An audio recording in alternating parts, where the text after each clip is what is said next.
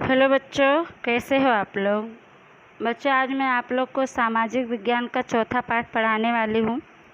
चौथे पाठ का नाम है राजपूत युग। राजपूत युग यानी क्षत्रियों का समय। आइए उनके बारे में पढ़ते हैं। परिमल आज टीवी पर ऐतिहासिक सीरियल देख रहा था जिसमें एक महल का दृश्य था। परिमल के मन में एक प्रश्न उठा कि ऐसे महल तो आज भी मौजूद हैं। इन महलों को किसने बनवाया होगा। ऐसे अनेक प्रश्न के उत्तर के लिए वह दादा के पास गया। दादाजी ने उसे निम्नानुसार जानकारी दी। परिमल नाम का लड़का था और वह टीवी देख रहा था और टीवी में ऐतिहासिक यानी इतिहास से जुड़े सीरियल यानी धारावाहिक देख रहा था और जिसमें एक महल का दृश्य यानी सीन था। वह सीन दृश्य देखकर परिमल के मन में एक प्रश्न उठा, सवाल उठा कि ऐसे महल तो आज भी उपस्थित हैं। इन महलों को किसने बनवाया होगा। उसके मन में अनेक प्रश्न उठे और उस प्रश्नों का उत्तर पाने के लिए अपने दादा के पास गए। दादा ने उसे इतिहास से जुड़े जानकारी दी। आइए उसके बारे में हम लोग पढ़ते हैं।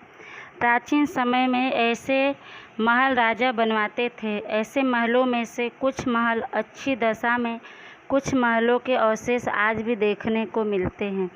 आज के भव्य महलों के स्थापत्य और पहले के स्थापत्य के बीच अंतर देखने को मिलता है। इसी अंतर के कारण उसके निर्माण का समय काल जाना जा सकता है। राजपूत के दौरान बने स्थापत्य आज भी हैं। उनके विषय में जानने के लिए हमें भारत के राजवंशों के बारे में जानकारी होना जरूरी है।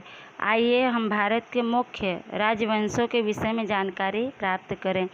उसके दादा बताएं कि प्राचीन यानी पुराने समय में ऐसे महल राजा बनवाते थे और ऐसे महलों में से कुछ महल बहुत अच्छा है, बना वैसे बनाए थे वैसे के वैसे ही हैं और कुछ महलों के सिर्फ अवशेष यानी कि बचे हुए अंश ही देखने को मिलते हैं। और आज के भव्य यानी बहुत विशाल महलों की स्थापना और पहले के स्थापना के बीच अंतर यानी भिन्नता देखने को मिलता है और इसी अंतर और भिन्नता के कारण उसके निर्माण मतलब कब इन महलों का निर्माण किया गया, किस समय किया गया, ये अंतर पता चल सकता है। राजपूत काल के समय बने स्थापत्य आज भी हैं। राजपूतों के द्वारा जो बनाए गए स्थापना की गई है महलों की, वो आज भी हैं और उनके विषय में जानने के लिए हमें भारत के राजवंश जो राजपूत वंश के लोग थे उनके बारे में जानकारी होना ज़रूरी है और हम लोग भारत के मुख्य राजवंशों के विषय में जानकारी प्राप्त करेंगे। आगे पढ़ेंगे हम लोग नए राजवंशों का उदय यानी नए राजपूत के वंशों का प्रकट होना। सम्राट हर्षवर्धन की मृत्यु ईस्वी की 7वीं सदी का मध्य भाग यानी बीच का, ईसू की 7वीं सदी के बीच का भाग के बाद शासन व्यवस्था के अंग के रूप में काम करने वाले सामंत यानी कर वसूलने वाले अधिकारी सरदार स्वतंत्र होने के लिए हलचल यानी प्रयत्न करने लगे।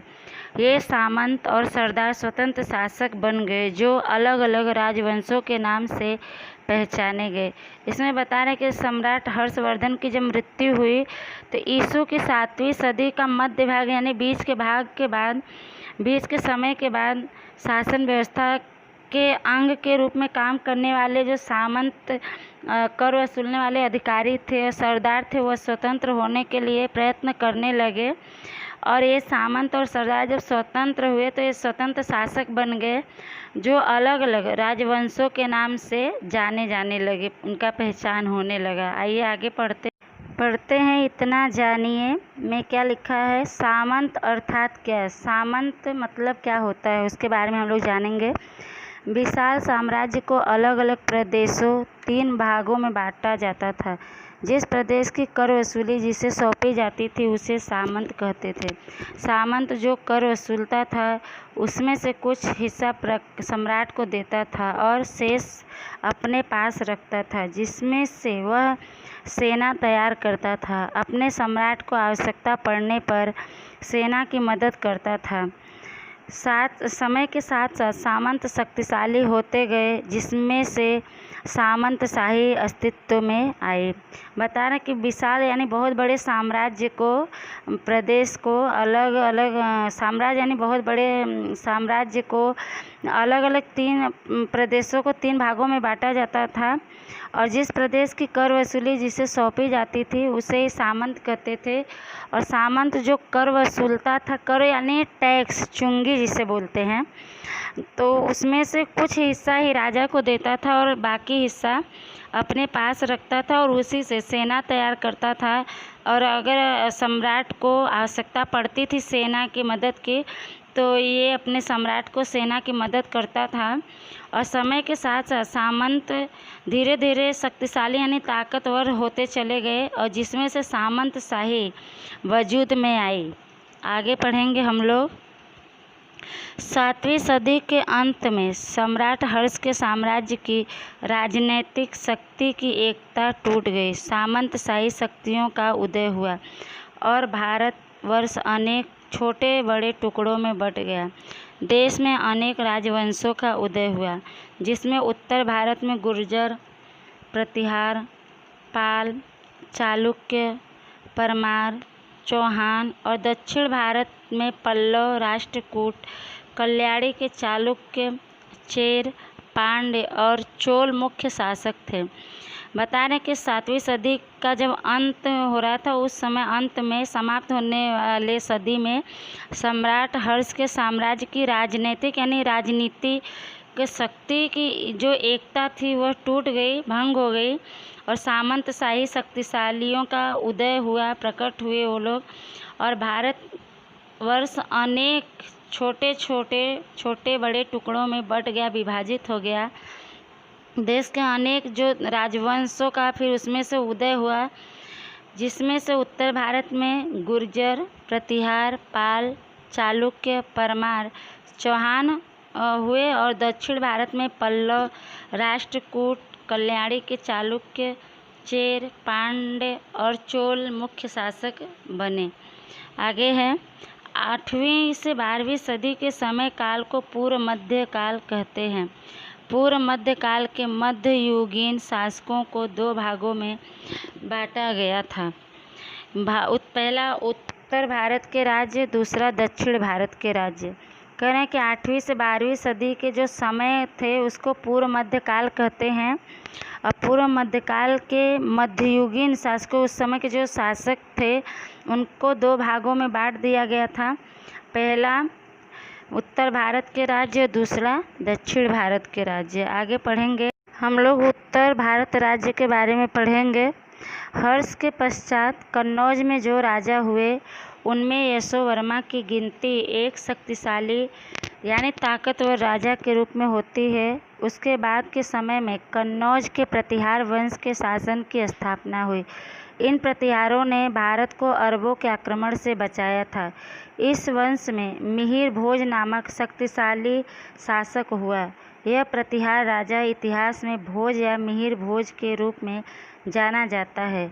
उसके शासन दरमियान उसके और राष्ट्रकूटों के बीच हमेशा लड़ाई होती रहती थी। राष्ट्रकूटों से संबंधित जानकारी अब हम आगे प्राप्त करेंगे।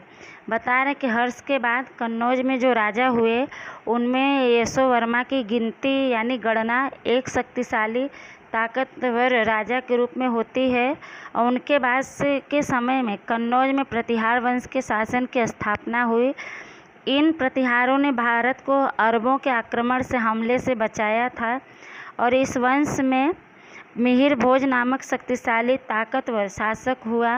और यह प्रतिहार राजा इतिहास में भोज या मिहिर भोज के नाम से जाना जाता है। उसके शासन के समय उसके और राष्ट्रकूटों के बीच हमेशा युद्ध होती रहती थी। राष्ट्रकूटों से संबंधित यानी जुड़ी हुई जानकारी हम आगे प्राप्त करेंगे यानी पढ़ेंगे उसके बारे में। आइए पढ़ते। मालवा में परमार वंश का शासन था। उज्जैन और धारा नगरी मालवा के मुख्य शहर थे। धारा नगरी अर्थात वर्तमान मध्य प्रदेश का धार जिला। परमार वंश के मुंज और भोज अच्छे शासक तो थे ही साथ कवि भी थे। वे राज दरबार में विद्वानों को आश्रय देते थे। राजा भोज ने धारा नगरी को विद्या नगरी बनाने के लिए और संस्कृत साहित्य के अध्ययन के लिए वह विद्यापीठ की स्थापना की। इस समय अनेक स्थापत्य बने। परमार और दक्षिण के चालुक्यों के बीच निरंतर यानी लगातार लड़ाई चलती रहती थी। भोज के बाद मालवा की सत्ता यानी पकड़ कमज़ोर पड़ गई। बता रहे हैं कि मालवा में परमार वंश का शासन था उस समय। उज्जैन और धारा नगरी मालवा के मुख्य शहर थे। धारा नगरी अर्थात अभी के समय में मध्य प्रदेश का धार जिला है। परमार वंश के मुंज और भोज अच्छे शासक तो थे ही, साथ में कवि भी थे और वे अपने राज दरबार में विद्वानों को शरण देते थे। और राजा भोज ने धारा नगरी को विद्या नगरी बनाने के लिए, विद्या नगरी यानी पढ़ाई लिखाई के लिए और संस्कृत और साहित्य के अध्ययन के लिए वहाँ विद्यापीठ की स्थापना की। और इस समय अनेक स्थापत्य बने। परमार और दक्षिण के चालुक्य के बीच लगातार लड़ाई चलती रहती थी। और भोज के बाद मालवा की सत्ता यानी पकड़ कमज़ोर पड़ गई। आगे पढ़ेंगे। बिहार और बंगाल के पाल वंश एवं सेन वंश के शासकों का शासन था। पाल वंश के शासकों के नाम के बाद पाल जुड़ा होने से वे पाल वंश के शासक कहलाए। अपने शिक्षक और पुस्तकालय की सहायता से पाल वंश के शासकों के विषय में जानकारी प्राप्त कीजिए। बता रहे हैं कि बिहार और बंगाल में पाल वंश एवं सेन वंश के शासकों का उस समय शासन चलता था, राज था। पाल वंश के शासकों के नाम के बाद पाल जुड़ा होने से वे पाल वंश के शासक कहलाए। और इसके बारे में हम आगे जानकारी लेंगे, पढ़ेंगे और जानेंगे। आगे हम लोग पढ़ते हैं। चौहान या चाहमान वंश के अनेक राजपूत सरदार राजस्थान के विविध यानी अलग अलग भागों में ईस्वी सन 7वीं और 8वीं सदी में राज्य करते थे। उनमें से एक शाखा 8वीं सदी के प्रारंभ यानी शुरुआत में अजमेर के उत्तर सांबर सरोवर के नज़दीक सांकभरी नामक जगह पर राज्य करती थी। 12वीं सदी में अजय राज सांकभरी की गद्दी पर बैठा। उसने अजयमेरू नामक नगर की स्थापना की थी, जो बाद में अजमेर नाम से जाना गया। बता रहे कि चौहान या चाहमान वंश के जो अनेक राजपूत क्षत्रिय सरदार राजस्थान के अलग अलग भागों में ईस्वी सन 7वीं और 8वीं सदी में राज्य करते थे, उनका शासन था उस समय। उनमें से एक शाखा या 8वीं सदी के आरंभ में अजमेर के उत्तर सांबर सरोवर यानी तालाब के नज़दीक यानी पास सांकभरी नामक जगह पर राज्य करती थी। और 12वीं सदी में अजय राज सांकभरी की गद्दी पर बैठा। उसने अजयमेरू नामक नगर की स्थापना की, जो बाद में अजमेर के नाम से प्रसिद्ध हुआ और जाना गया। आगे पढ़ेंगे। चौहान वंश के शासकों ने तोमर की राजधानी दिल्ली पर विजय प्राप्त करके राज्य स्थापित किया। इस वंश में पृथ्वीराज तृतीय अथवा राय पिथौरा नामक प्रतापी राजा हुआ, जो भारत के इतिहास में अद्वितीय स्थान रखता था। अद्वितीय यानी उसके समान दूसरा कोई न हो। उसके युद्ध मैदान के पराक्रम यानी शौर्य, वीर कथा यानी वीरता की कहानी और लोकगीतों के विषय बन गए हैं। चंद्रबरदाई नाम के विख्यात यानी प्रसिद्ध कवि ने अपने प्रसिद्ध महाकाव्य पृथ्वीराज रासों में पृथ्वीराज चौहान की वीर कथाओं का उल्लेख यानी वर्णन किया है। पृथ्वीराज चौहान और शहाबुद्दीन गोरी के बीच युद्ध की जानकारी आगे के प्रकरण में प्राप्त करेंगे। इसमें बता रहे हैं कि चौहान वंश के शासक ने तोमर की राजधानी ढिलक यानी जो अभी दिल्ली है उस पर विजय प्राप्त करके राज्य स्थापित किया अपना। और इस वंश में पृथ्वीराज तृतीय अथवा राय पिथौरा नामक प्रतापी यानी शक्तिशाली राजा हुआ, जो भारत के इतिहास में अद्वितीय यानी उसके समान दूसरा कोई न हो ऐसा स्थान रखते थे। उसके युद्ध मैदान में पराक्रम यानी शौर्य और उनकी वीरता की कहानी लोकगीतों में गाया जाता है। चंद्रबरदाई नामक विख्यात यानी प्रसिद्ध कवि ने अपने प्रसिद्ध महाकाव्य पृथ्वीराज रासो में पृथ्वीराज चौहान की वीरता की कहानी का उल्लेख यानी वर्णन किया है। पृथ्वीराज चौहान और शहाबुद्दीन गोरी के बीच के युद्ध की जानकारी हम आगे के पाठ में पढ़ेंगे और जानकारी प्राप्त करेंगे। आगे पढ़ते हैं।